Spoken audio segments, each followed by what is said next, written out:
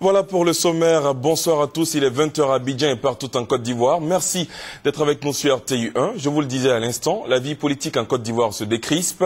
Ce matin s'est ouvert à Grand Bassam le conclave pour la relance du dialogue politique annoncé et voulu par le gouvernement. Les partis, groupements politiques au nombre desquels le Front populaire ivoirien FPI ont répondu présents à cette rencontre qui s'est ouverte en présence du Premier ministre Aousso Kwadjo Giano. Le témoignage d'Alvorassa. Le conclave pour la relance du dialogue politique et démocratique a ouvert ses travaux ce vendredi à Grand Bassam, comme voulu par le président de la République Alassane Ouattara, avec la présence de groupements et partis politiques ivoiriens significatifs. Le parti leader, le Front populaire ivoirien, le CNRD, le RPP, la LMP et Alternative citoyenne. Le maire de Grand Bassam, Martin Aka, souhaite que la relance de ce dialogue politique contribue au retour définitif de la paix en Côte d'Ivoire pour que tous les Ivoiriens parlent désormais que de développement. Pour le Premier ministre, garde des Sceaux, ministre de la Justice, Maître Giano Aousso Kwadjo, cette plateforme d'échange avec l'opposition s'inscrit dans la droite ligne du principe démocratique qui veut que tout gouvernement établisse le dialogue avec son opposition.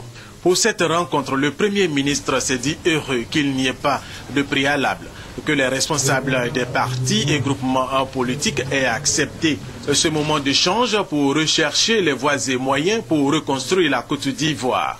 Nous devons surtout assumer en toute responsabilité notre présent, celui de frères et sœurs condamnés à vivre ensemble dans le respect de nos différences. Je veux donc vous inviter ce matin à vous engager aux côtés du gouvernement dans l'œuvre de construction d'une nouvelle espérance pour nos enfants et petits-enfants à qui nous avons l'obligation morale de léguer plus que nous n'avons nous-mêmes reçu.